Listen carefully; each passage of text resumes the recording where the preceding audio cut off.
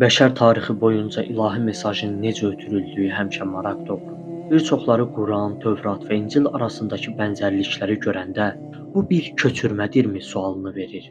Məsələyə müxtəlif aspektlərdən baxmaq mümkündür. İslam yeni bir din icad etmir. İslam dini Adəmdən başlayan ilahi zənciri tamamlayır. Burada iki mühüm anlayış var Qurani-Kərimlə bağlı. Qurani-Kərim həm təsdiqləyicidir, həm də nəzarət edicidir. Təsdiqləyicidir ona görə ki, əvvəlki peyğəmbərlərə gələn ilahi mesajları təsdiq edir. Buna görə də Nuhun tufanı və Musanın Misirdən çıxışı kimi hadisələrin Quranda yer alması təsadüfi deyil. Mənbə eynidir və bu da mənbənin eyni olduğunun sübutudur. Quran həm də nəzarətçidir. Qurani-Kərim zamanla insan əli ilə dəyişmiş, təhrif olmuş ilahi mesajları, ilahi konsepsiyaların həqiqi saflığını geri qaytarır. Köçürülmə iddiası çox yanlışdır. Yəni Qurani-Kərim başqa digər səmavi kitablardan köçürülüb. Bu çox yanlış bir fikirdir.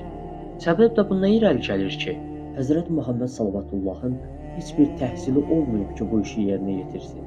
Həm də ki, o dövrdə Tövratın və İncilin ərəbcə tərcümələri də demək olar ki, yox idi. Bir insanın oxumadığı, dilini bilmədiyi və min illər əvvələ aid olan mürəkkəb hüquqi və tarixi mətnləri bu qədər dəqiqliklə, saflıqla araşdırması və onu yenidən dirçəltməsi qeyri-müəyyən bir şeydir. Bu xüsusda da qeyd edə bilərik ki, Qurani-Kərim əvvəlki kitabları inkar etmir. Hətta biz bunu Bəqərə surəsində olan ayələrdə də görə bilərik. Qurani-Kərim əvvəlki kitabların əslini təsdiq edir, əvvəlki peyğəmbərləri təsdiq edir və onları ilahi bir miras kimi qucaqlayır.